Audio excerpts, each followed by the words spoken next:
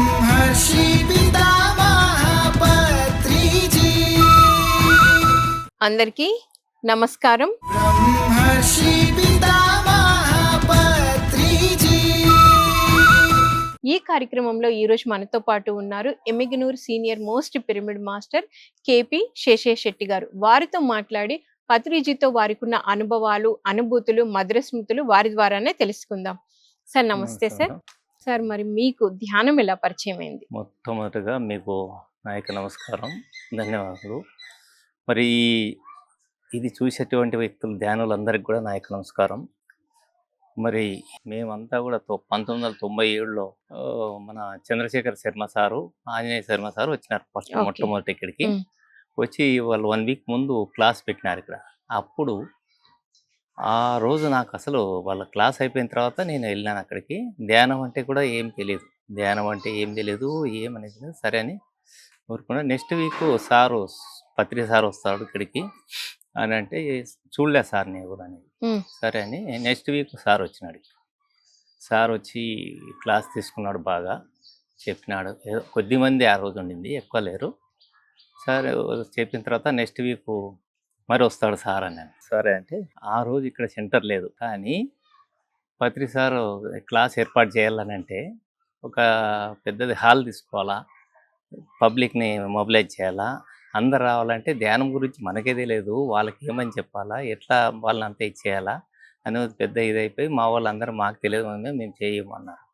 కానీ అది ఏమైందో ఏం లేదో నాకు నేను చేస్తాను ఓకే, మీరు అన్నారు. నేను చేస్తా అని చెప్పి నేను చేస్తా అంటే ఇప్పుడు హాల్ తీసుకుంటున్నా బాడీగా అవన్నీ లేదు, ఫ్రీగా చేస్తాను. ఎందుకన్నా అంటే గవర్నమెంట్ ఇది మెమోరియల్ హాల్ అనేది ఒకటి ఉంది మండల కాంప్లెక్స్లో. Mm. అక్కడ పెద్దది హాల్, ఒక 1000 మెంబర్స్ పడతారు. ఈ సాయంకాలం మీటింగ్ సార్ది కాబట్టి ఈ పెన్షనర్లు, రిటైర్మెంట్ అయిన వాళ్ళు, ఎంత ఎంప్లాయీస్ అంతా అక్కడ చేరుతారు అన్నమాట. అక్కడ Okay. మండల ఆఫీసు, ఎంఆర్ఓ ఆఫీస్ ఉంది. వాళ్ళంతా వస్తారులే అని వాళ్ళపైన నేను ఆలోచన చేసి అంత ఎంప్లాయీసే, టీచర్స్ అంతా వస్తారని నేను చేస్తాను. సరే అని మండల ఎంపీపీ మా ఫ్రెండ్ ఉన్నాడు, అప్పుడు పోయి చెప్పిన ఎట్లుందంటే సరే నా హాల్ క్లీన్ చేసి అక్కడ అన్నీ పెట్టేసి ఏర్పాటు చేసినాం.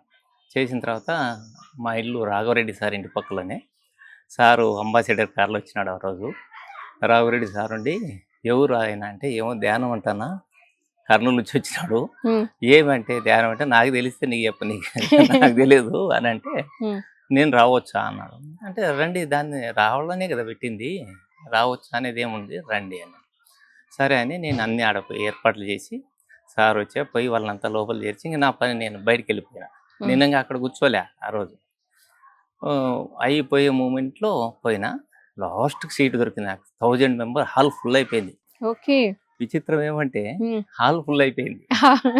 అంటే సార్ యొక్క శక్తి Mm. నాకు అప్పుడు ఆ క్షణమే తెలిసింది.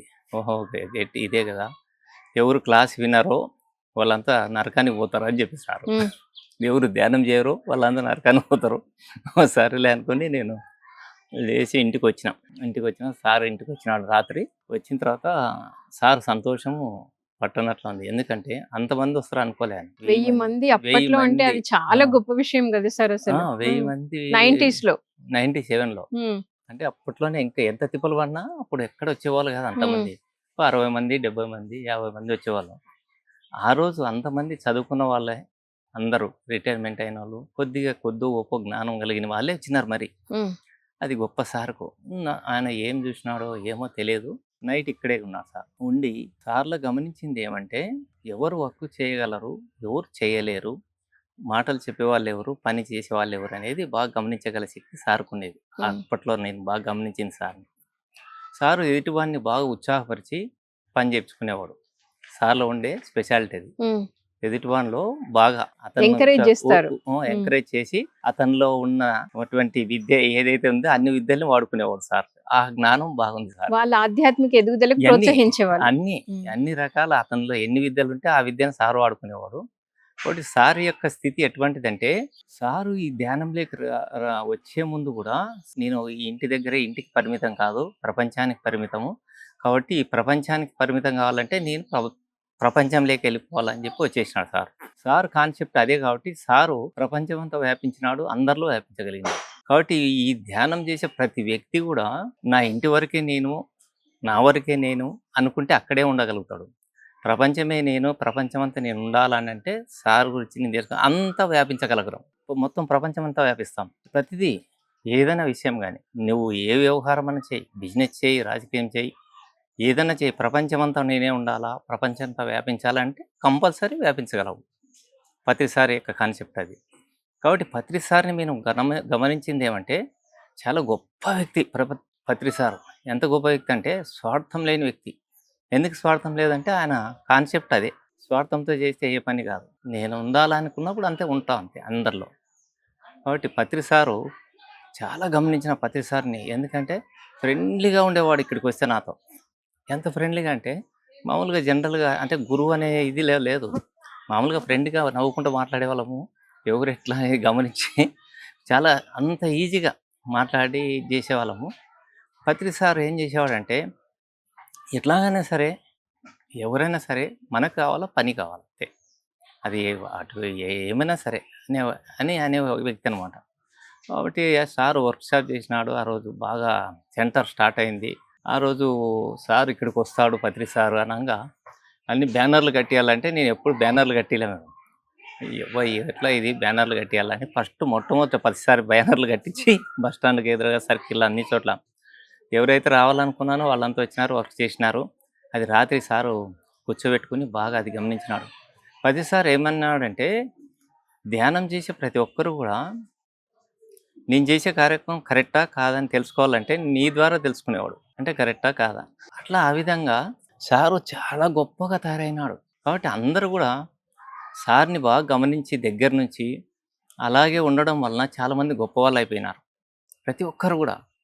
అది సార్ చెప్పేటప్పుడు సరిగ్గా వినని వాళ్ళు, సార్ గురించి తెలుసుకునే వాళ్ళు ఎక్కడున్నోళ్ళు అక్కడే ఉన్నారు. సో, విని మరి సార్ ఆహా! అలా హ్మ్. రావడము, మీరు క్లాస్ అరేంజ్ చేయడం అది చాలా సక్సెస్ అవ్వడం జరిగింది. అవును. దాని తర్వాత అంటే సార్‌ని హ్మ్. ఇలా మీరు రెగ్యులర్‌గా కలుస్తూ హ్మ్. ఉండేవాళ్ళు కదా అవునవును. సార్! వచ్చేవాడు. ఎప్పుడైనా మీరు అంటే మీ హ్మ్. స్పిరిచ్యువల్ గ్రోత్ కోసమైనా లేకపోతే హ్మ్. ప్రాపంచికంగా అయినా మీరు సార్ నుండి హ్మ్. ఏదైనా సలహాలు, సంప్రదింపులు తీసుకోవడం జరిగిందా? మేడం నేనైతే సార్‌ని ఏం అడిగేవాడిని కాదు. కాకపోతే సార్‌ని గమనించి ఈ విధంగా చేయాలనంటే బాగా నా ఫ్యామిలీని గూడా లెక్క చేయకుండాగా ధ్యానం అనేది గొప్పది. కాబట్టి సారే ఇంత చేసినా మనం గూడా కొద్దిగన్నా చేయాలని ఒక 3 డేస్ ఇంకా ఈ పిరమిడ్ సెంటర్ ఇంకా స్టార్ట్ కాకముందు ఇదంతా కాకముందే 3 డేస్‌లో ఒక 68 గ్రామాలు తిరిగి ప్రచారం చేసినాం. హ్మ్. అప్పుడే 3 3 డేస్‌లో డేస్‌లోనే 68 68 గ్రామాలు 68 తిరిగారు. గ్రామాలు. హ్మ్. ఎందుకంటే ఎర్లీ మార్నింగ్ స్టార్ట్ అయితేనే నైట్ 10:30 వరకు గూడా అందరికీ ప్రతి గ్రామంలో పోయి చెప్పడము, రావడం. అట్లా 3 రోజులు బాగా కష్టపడినాం. ఇక్కడ గూడా అందరిని ప్రతి పౌర్ణమికి గాని బయటికి తీసుకుపోవడం, ప్రతి ఒక్కరికి చెప్పడం. అది చెప్పడమే ధ్యేయం అంటే సంపాదన ధ్యేయము, ఇది కుటుంబం అని గాదు. దీనికి అడాప్ట్ అయిపోయిన పూర్తి ధ్యానం అంటే గొప్పది, గొప్పది, గొప్పది అని. కాబట్టి ఎవరైనా సరే ప్రతి మనిషి ఆలోచన చేయాల్సినది నేనంతా విశ్వమంతా వ్యాపించినాను, విశ్వంలో నేనున్నా, నాలో విశ్వం ఉంది అనుకున్నప్పుడు నువ్వు కష్టపడే పనిలే అదే పైకి లేపుకొని తీసుకుపోతది. నీ కార్యక్రమాలన్నీ చేయబడుతది. కాబట్టి మనం ఎంత అనేది తర్వాత కనపడుతుంది. నేను చేసినానా ఇది అనేది. అది తెలుసుకున్న వాడే ప్రతి ఒక్కడు ధ్యాని. అది తెలుసుకోలేకపోతే ధ్యాని కాలేడు. ఇది నేను బాగా పత్రి సార్ ద్వారా తెలుసుకునేదనమాట. ఓకే. మరి పత్రి సార్ సార్ కాన్సెప్ట్స్ మీరేం వినేవాళ్ళు సార్? పత్రి సార్ ఏం చెప్పేవారంటే ప్రతి మనిషి గూడా జీవితంలో తను చేస్తూ పోవాల కార్యక్రమం ప్రతి ఒక్కటి. దాన్ని ప్రతిదీ ఇది చేస్తే ఇదొస్తుంది, ఇది చేస్తే ఇదొస్తుంది. దాని గురించి ఆశపడితే వచ్చేది ఏముండదు. ఆశతో పని చేస్తే అది నెరవేరదు అనేవాడు. అది మాత్రం 100కి 100% కరెక్ట్. నువ్వు ఆశించినట్ల చెయ్యి పని. ప్రకృతి కోసం జెయ్యి, ఎదుటివాని కోసం జెయ్యి. నీ పని నీకు ఆటోమేటిక్‌గా అయితుంది. కానీ నా కోసమే నేను ఇది జేస్తే ఇదొస్తదంటే అది ఎప్పుడు కాదు ఫిజికల్‌గా గూడా చూసినా బాగా అది జరగనే జరగదు. నెరవేరదు గూడా కోరిక. అది వాస్తవం 100%. కాబట్టి పత్రి సార్ యొక్క గొప్పతనం ఏమంటే ఎంతో బాధలో ఉన్నవాడు కూడా సార్‌ని గనుక గమనించు అతని అడుగుజాడల్లో నడిస్తే ఏ బాధ ఉండదు. మెయిను. మనం సార్ చెప్పేవాడు ఏం చెప్పేవాడంటే బాగా, మనం తినడానికి ఇంత ఉంటే చాలు కడుపు నిండుతది. ఇదుండాలా, అదుండాలా అనే పని ఇదేం అవసరం లేదు. అట్లుండాలి, ఇట్లుండాలి అని అనుకునే పనిలే. మనకు కట్టడానికి బట్ట ఉందా? తినడానికి ఉందా లేదా?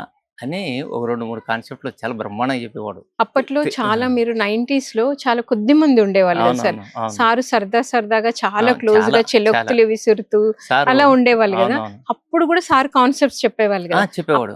అందులో నుండి ఒక కాన్సెప్ట్ జెప్పండి సార్. సార్ ఏమనేవాడంటే ప్రతి వ్యక్తి గూడా జీవితంలో ప్రతి ఒక్కటి అనుభవించాల. హ్మ్. ఇది అనుభవించలేదు, ఇది అది, ఇది అనుకోకూడదు. ఓపెన్ హార్ట్‌తో ఉండాలా, అన్నీ అనుభవించాలా. తనివి తీరా అనుభవించు. అనుభవించను, అది వాడేమనుకుంటాడు, ఈడేమనుకుంటాడు అని ఫీల్ కాకూడదు. హ్మ్. నీ అంతకు నువ్వు అనుభవించాలంతే. సార్ ఏం చేసినాడంటే, సార్ యొక్క అమితమైన ఆనందం సార్‌కి. ప్రతి ఒక్కటి ఇక్కడ ఉన్నప్పుడు అన్నీ అనుభవించాలా, అన్నీ చూడాలా. నాకు అప్పుడైతేనే మీకు ప్రాపంచిక జ్ఞానం వచ్చింది. అనుభవించని వాడికి ఏది తెలియదు.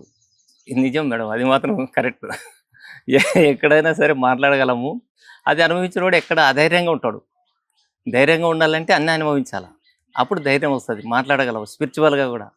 అది లేనప్పుడు ఏముండదు. కాబట్టి ఇప్పుడు ఓసో రజని చెప్పింది అదే, సార్ చెప్పింది. కానీ పత్రి సార్ చాలా గొప్ప వ్యక్తి అందరికంటే. ఎందుకంటే ఈ ధ్యానంది అనతి కాలంలోనే కొద్ది టైంలోనే గొప్పగా తీసుకెళ్ళినాడు. ఎందుకు తీసుకున్నాడంటే ఆనందంగా తీసుకుపోయినాడు. ప్రతి ఒక్కరికి ఆనందం అంటే ఎట్లుంటుంది, ఆనందంతో తీసుకుపోయినాడు. ఎవరిని గూడా బాధ పెట్టలే, ఎవరిని ఇట్లుండనులే, ఎవరిని డబ్బు ఆశించలే. ఇంకోటి ఏం చేసినాడంటే సారు, ప్రతి ఒక్క ఊర్లో గూడా ఎవరు యాక్టివ్‌గా ఉండారో వాళ్ళని ఫస్ట్ వచ్చిన వెంటనే మాట్లాడిచ్చేవాడు. ఎవరు డల్‌గా ఉంటే సార్ గమనించేవాడు. నువ్వని మాట్లాడడు. కాబట్టి ఎవరు ఆనందంగా ఉంటారో ఆనందంగా మాటలు చెప్పేవాడు అన్నమాట సారు. ప్రతి జీవితంలో గూడా ఎప్పుడు ఆనందంగా ఉండాలా అంటాడు సారు. డబ్బుంటేనే ఆనందం గాదు. డబ్బు లేనోడు గూడా ఆనందంగా ఉండాలంటే సార్‌తో మనము మమైక్యం గావాలి ఎప్పుడైనా. సార్ యొక్క గొప్పతనము అదే సార్ మేడం. ఓకే. మరి హ్మ్. పత్రిజీ శక్తిస్థల్ మనకి సారు ఆ! బాడీ వెకేట్ చేసిన తర్వాత హ్మ్. శక్తిస్థల్ నిర్మించుకుంటున్నాం మనం ఇప్పుడు.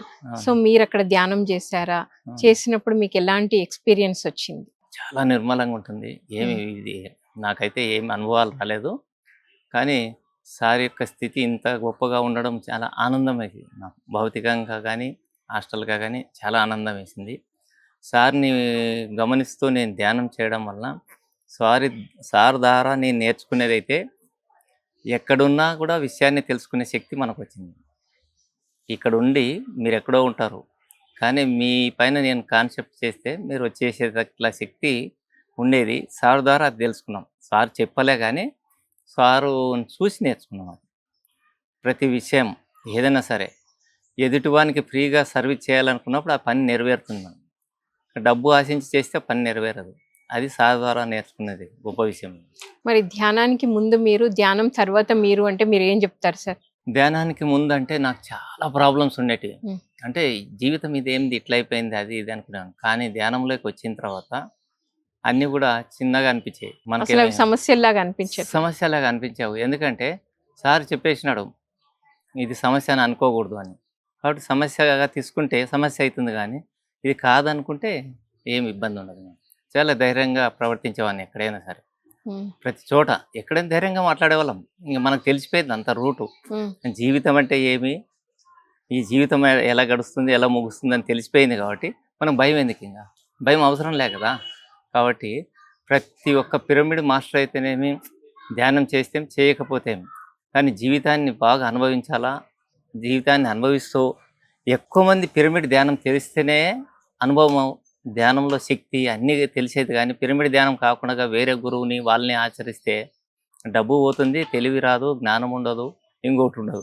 ఒక ధ్యానంలో పిరమిడ్ ధ్యానంలోనే అన్నీ సమకూరేది. వేరే దాంట్లో నేనైతే ఏది చూడలేదు మేడం. ఓకే. వేరే దాంట్లో ఏముంటుంది?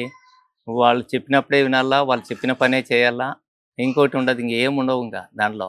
ఇంక గురువు ఎప్పుడో చెప్తుంటాడు ఒకటో, రెండో ఇంగంతే. అట్లా కాదిక్కడ. ఇంక సార్ ఏమంటాడు, నిన్ను ఉద్ధరించేవాడు నేనా ఎందుకి? నిన్ను నువ్వు ఉద్ధరించుకో అంటాడు. అని సార్ ఎప్పుడు ప్రోత్సహిస్తూ ఉంటారు. ప్రోత్సహిస్తుంటాడు. మరి ఇంత అద్భుతమైన అంటే హ్మ్. మీకు ధ్యానాన్ని అందించి ఈరోజు మీరు ఇంత హ్యాపీగా ఉండడానికి కారణమైన అంటే ఒక స్నేహితుడిలాగా, అవునవును. తండ్రిలాగా ఉంటూ అవును. సరిదిద్దేటప్పుడు సరిదిద్దుతూ, ప్రోత్సహించేటప్పుడు ప్రోత్సహిస్తూ మీ ఆధ్యాత్మిక ఎదుగుదలకి ఇంతగా హ్మ్. ఉన్న పత్రిజీ గురించి అంటే ఆయనకి గ్రాటిట్యూడ్ చెప్పాలి అంటే మీరేం చెప్తారు? పత్రి సారుకి చెప్పాలంటే ఇంగ ఏమి లేవు మన దగ్గర. ఇంగ అన్నీ అంత అంత గొప్ప వ్యక్తి. హ్మ్. చెప్పేదానికి ఏం గాదు. కాకపోతే ఇంకో జన్మ ఉంటే కూడా సారు దగ్గరనే మనం ఇది కావాలి ఆయననే గురువుగా ఉండాలి. ఉండాలి అంతే. ఉమ్. ఇంకా వేరే ఆయన దగ్గరనే నేను నా నేర్చుకోవాలి. జీవితంలో వేరే వాళ్ళని తీసుకోలే, ఉమ్. వేరే గురువుల్ని కానీ ఎవరిని కానీ. ఎందుకంటే అందరినీ గమనిస్తే ఇంతకంటే గొప్ప వ్యక్తి అయితే లేడు, ఎవరు లేరు. ఎందుకంటే గురువు ఎక్కడో కూర్చుంటాడు, కింద నువ్వు కూర్చో, నువ్వు ఇది చేయి అది చేయి, అట్లుండు ఇట్లుండు, అవన్నీ ఏం లేవు ఇక్కడ. Free moment. కాబట్టి ఇటువంటి గురువు దొరకడము చాలా అదృష్టము. ఎన్ని జన్మలెత్తినా ఇటువంటి వ్యక్తి దొరకాలా. జన్మ అంటూ ఉంటే పత్రి సార్ కంటే గొప్ప వ్యక్తి ఎక్కడుండడు. ఏ లోకం పోయినా, ఎక్కడ పోయినా, ఏ ప్రపంచం పోయినా ఇంత ఆనందమైన జీవితాన్ని ఇచ్చే వ్యక్తి ఎవరు దొరకరు. కాబట్టి మేమంతా కూడా ఎన్నో జన్మల నుంచి ఇక్కడికి వచ్చేవాళ్ళమేమో, అందరు కలిసి ఈ విధంగా తయారు చేసినాడేమో అని నాకు అనిపిస్తుంది. అనిపిస్తుంది. మీ యొక్క ధ్యాన పరిచయాన్ని, పత్రి సార్తో మీకున్న అనుభవాలని, అనుభూతులని తెలియజేసినందుకు thank you so much. Right. So విన్నారు కదండి, ఎన్నో విషయాలు పత్రిజీతో వారికి ఉన్న అనుబంధాన్ని, మధురానుభూతులని ఎంతో చక్కగా తెలియజేశారు. మరొక కార్యక్రమంలో మళ్ళీ కలుద్దాం. అప్పటి వరకు చూస్తూనే ఉండండి PMC ప్రతిక్షణం సత్యదర్శనం. Okay. Thank you so much.